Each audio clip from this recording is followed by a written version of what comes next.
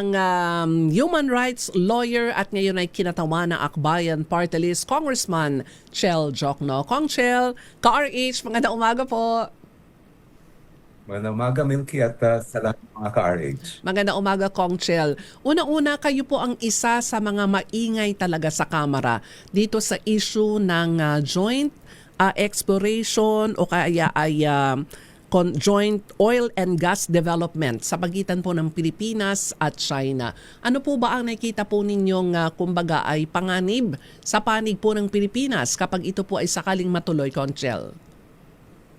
Well, kumalat kasi yung balita na nangyayaring araw yan, yung talks na yan. Pero hindi natin alam kung ano ba talaga yung nilalaman nito.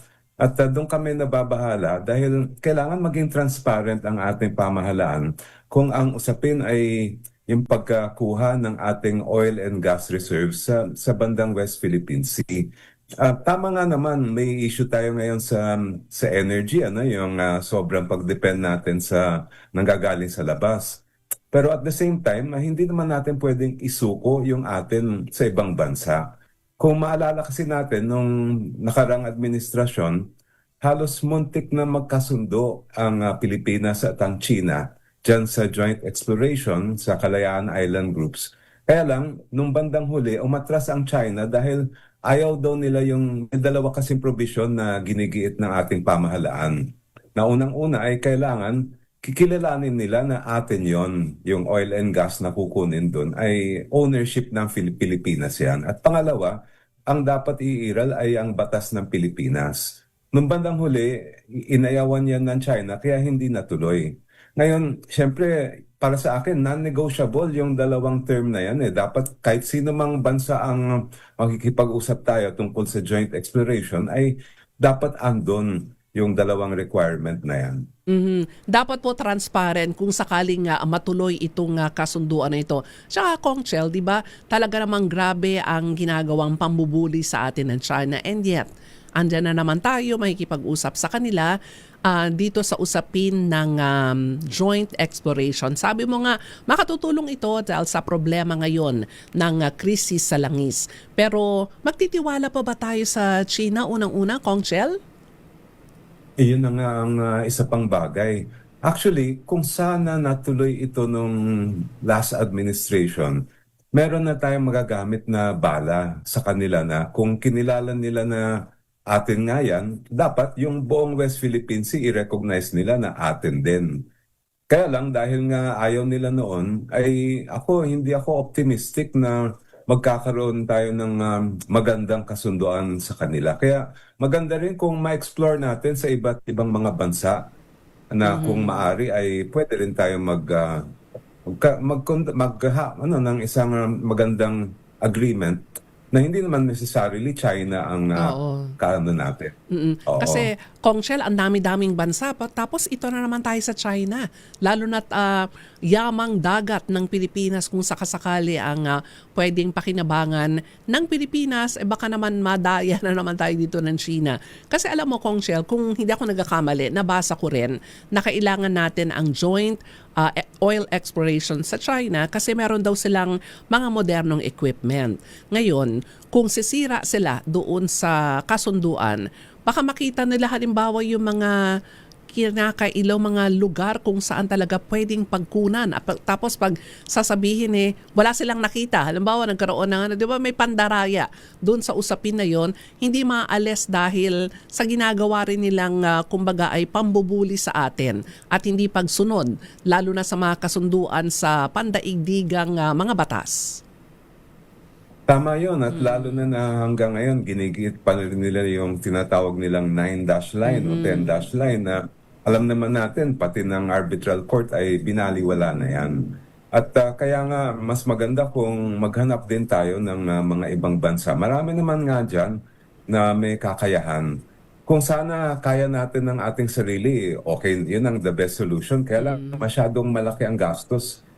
Kailangan natin ng expertise din na nanggagaling sa ibang mas may alam na mga bansa.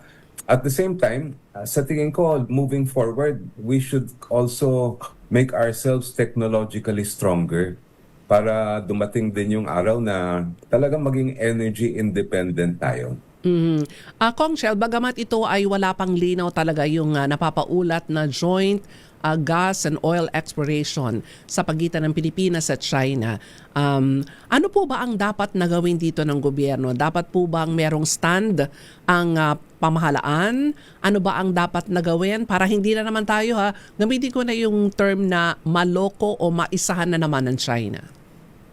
Yes, kailangan isa lang ang posisyon ng ating pamahalaan. At para sa akin, ang una dapat nilang gawin ay identify natin ano ba yung non-negotiable. Kasi yung China, medyo may ano nga yan meron silang mga gimmick. Halimbawa, pag isiningit nila yung tinatawag nilang joint development, para sa kanila, ibig sabihin nun, sila ang may-ari ng oil at gas reserves.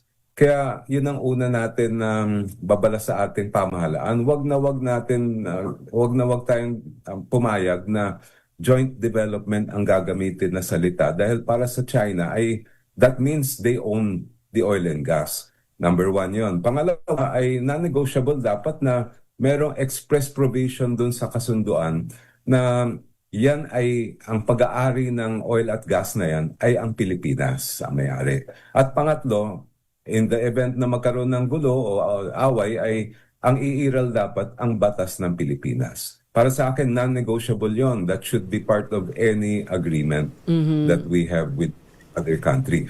At maganda rin na gamitin natin yung service contract system natin para klarong-klaro na sila ay magsa-service lang, tutulong lang sa atin, pero nasa atin pa rin talaga yung pagmamayari niyan. Pero para sa akin, Kong Shell, sana hindi na lang sa China. Sabi mo nga, marami namang mga bansa na pwedeng makausap natin, na meron din mga modern technology para alamin itong mga exploration na mga ganito sa ating karagatan. Wag na lang sa China kasi ilang beses na tayong kumbaga ay nilalabag yung mga international laws. Ano pa kaya itong yamang dagat na madidiskubre halimbawa nila within the territorial waters ng ating pong bansa? Agree ako dyan, Milky. Oo. Ngayon, Kong Shell, ang magpapahina pa ito sa posisyon ng Pilipinas sa West Philippine Sea sakaling matuloy. Halimbawa, itong joint exploration, kasi ang sabi nga ito kumbaga ay nanggigipitan China pero eto kayo, tumihingi ng tulong sa amin pagdating sa exploration ng gas at ng langis. Well, depende yon. Kung sila ay papayag at klarong-klaro sa maging kasunduan na atin yan, hindi nila sinasabing kanilang pagmamayari yan. At pangalawa, ang batas natin ang iiral, that might provide a long-term solution dun sa problema sa West Philippine Sea. Pero alam nyo, sa totoo lang, hindi ko nakikita na papayag sila dyan.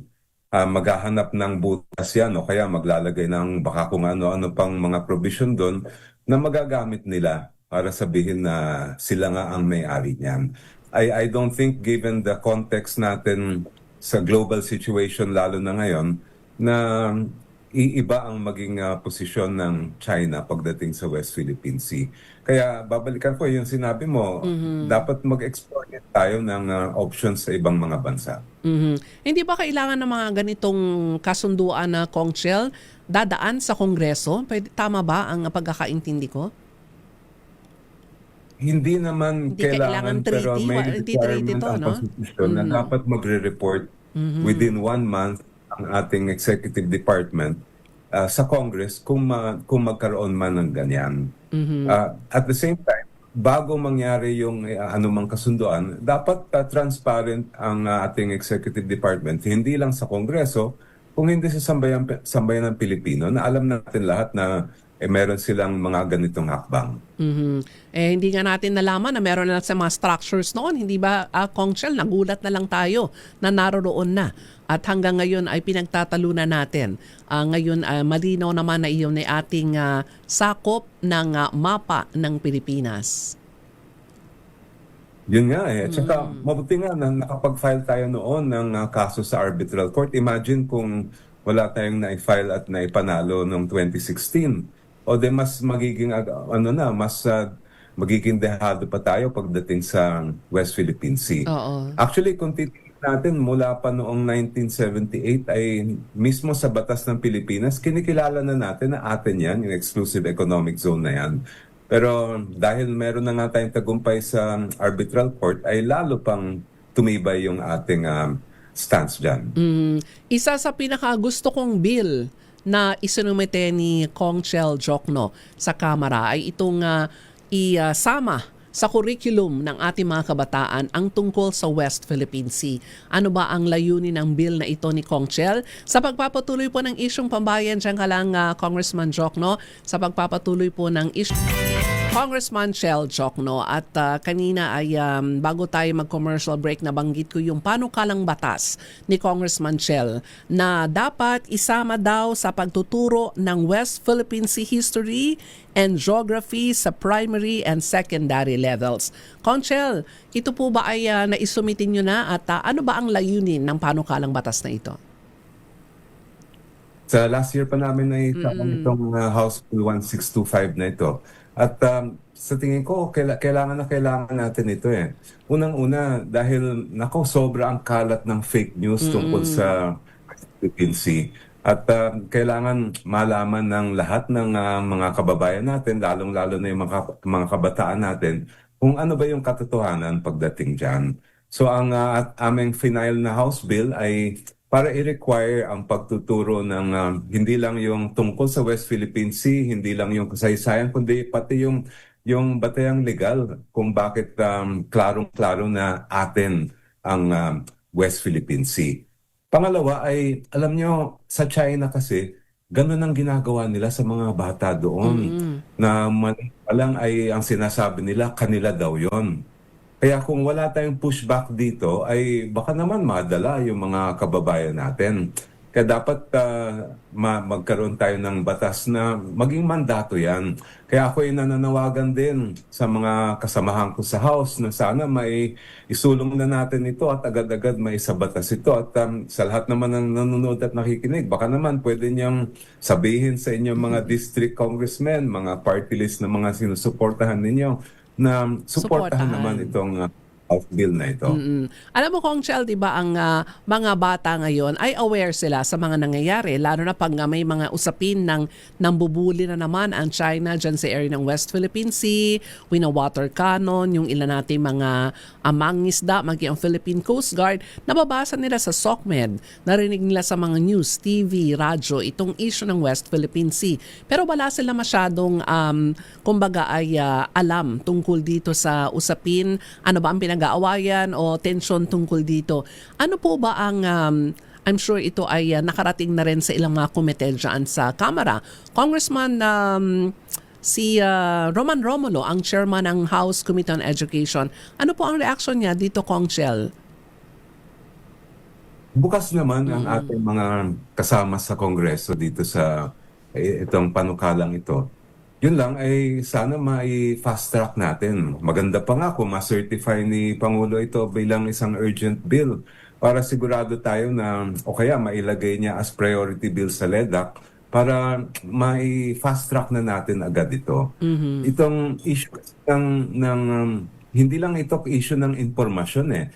Ito ay issue ng kaalaman ng mamamayan Pilipino. Yung iba naman kasi parang para sa kanila ang layo-layo ng West Philippine Sea sa kanilang pang-araw-araw na buhay. Pero sa totoo lang, nakaka-apekto ito sa atin lahat. Yung food security, yung kinakain natin ng mga seafood at iba't ibang mga isda, karamihan ay nanggagaling dyan. At hindi lang yan issue ng food security, pati nga yung energy independence natin, di ba? Yung oil and gas reserves na andyan, at issue din ng soberanya.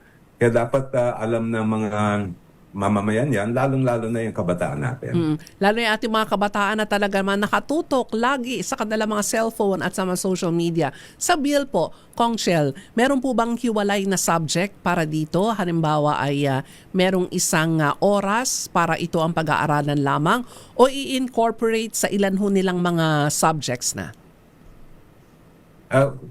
Binigay na namin yung discretion na yan sa DepEd. Nasa sa kanila yon, either pwede naman i-incorporate sa existing subjects, pwede rin naman na bigyan nila ng diin sa isang hiwalay na sa kurso. Actually, alam mo, Milky, noong 1990s, kasama ako sa isang proyekto na umikot kami ng Pilipinas, tinuruan namin ang mga public school teachers natin kung paano ituro ang human rights sa basic grade 1, grade 2 na hindi naman hiwalay na subject kundi isinama namin sa mga basic courses tulad ng math, ng iba't ibang mga kurso na talagang nandyan na sa curriculum. Sa tingin ko, basta't nandun ay magiging sapat na yon. Ang kailangan lang yung mismong laman ay may pasok natin sa kaisipan at kalooban ng ating mga mag-aaral. At idagdag ko lang, Kong Chel, dapat yung mga magtuturo po sa kanila at magbibigay ng impormasyon, meron ding sapat na kaalaman yung ating mga guro. Kasi medyo, medyo mahirap ding intindihin, di ba? May arbitral ruling, ano ba itong mga karapatan natin. Dapat yung malalaman ng ating mga kabataan ay naayon po sa batas at sa ating karapatan.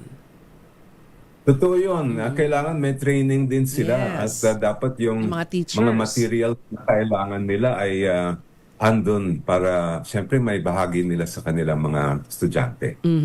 Ayan, at abangan natin sana nga pagtibay na itong panukalang batas na ito, Kong Chel, napapanahon na rin. Anyway, this week ay balik ang hearing ng House Committee on Justice. Maiba man ho ako, samantalahin ko na rin tungkol ho dito sa impeachment proceedings laban kay Vice President Sara Duterte. At napagbigyan po yung isa ho sa inyong mga requests na bigyan ng seguridad itong si tinatawag ho nilang pangunahing witness, si Ramil Madriaga. Ano pang aasahan po natin sa Wednesday? Ano na ito? Ito na yung matagal nang inaabangan ng lahat ng mga Pilipino. Di ba last year pa natin iniintay na makita yung ebidensya. At itong darating na hearing sa itong next week sa Martes at sa mga susunod pa na mga linggo, ay ito na yon. Dapat makita mismo namin sa committee at lahat ng manonood at makikinig kung ano ba talaga yung nagiging ebidensya dyan. Matagal na natin alam yung mga alegasyon tungkol sa iba't ibang mga, yung articles of impeachment. Pero hanggang ngayon, hindi pa natin nakikita mismo kung yung mga testigo at yung mga dokumento. At ito na yung dapat mandato namin sa Committee on Justice na tingnan ng ebidensya. Hindi naman namin ililitis ito mismo dahil ang magta-trial nitong kaso ay ang Senado kung umabot sa Senate. Ang kailangan lang namin malaman ay sapat ba yung ebidensya para kung may probable cause o hindi. So kumbaga para itong preliminary investigation na sinasagawa ng piskal, ng prosecutor, bago ihain ang kaso sa korte. At mukhang magpapatuloy talaga ang hearing the Kong Chel dahil walang inilabas na temporary restraining order ang Supreme Court sa petisyon ni Vice President Sara na ipatigil ang mga impeachment proceedings po ng House Committee on Justice. Sa tingin ko, yan ang isang magandang development dahil yun na nga ang tagal-tagal na natin iniintay ito. At sa impeachment kasi hindi lang naman ang mga membro ng committee ang maghuhusga. Lahat naman tayo mga Pilipino ay ihuhusgahin natin yan. Titingnan natin, alam ko maraming manunood niyan sa darating na hearing. At kayo mismo ang magsasabi kung ito ba ay may basehan o wala. Ayoko ng pangunahan, Kong Chel, pero ano ba ang magiging tanong mo? Halimbawa, dumating yung pagdinig sa araw ng Martes dahil ilalabas yung mga dokumento, baka paharapin itong si Ramil Madriaga. Ano ba ang magiging tanong ni Congressman Chel Jokno? Siyempre, ang sisiyasatin natin dyan, nagsasabi ba ng totoo itong testigong ito? Ito bang mga dokumentong ito ay masasabi natin na talagang matibay at reliable? Ganyan mga klase, tulad ng trabaho ko bilang human rights lawyer at bilang abogado sa korte, ang kailangan natin malaman na ito ba, nambobola lang ba to? Ano ba talaga ang hawak niyang ebidensya? At may suporta ba yung sinasabi mga alegasyon? sa impeachment laban kay Vice President Sara. Mhm. At ito ay bubusisiin araw pala ng Martes yung hearing ng House Committee on Justice. Conchel, baka meron kang panawagan sa ating mga kababayan sa harap nitong nararanasang krisis natin sa presyo ng produktong petrolyo. Nasa inyo po ang pagkakataon.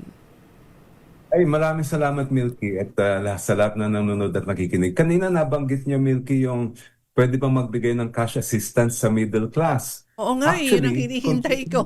Oo.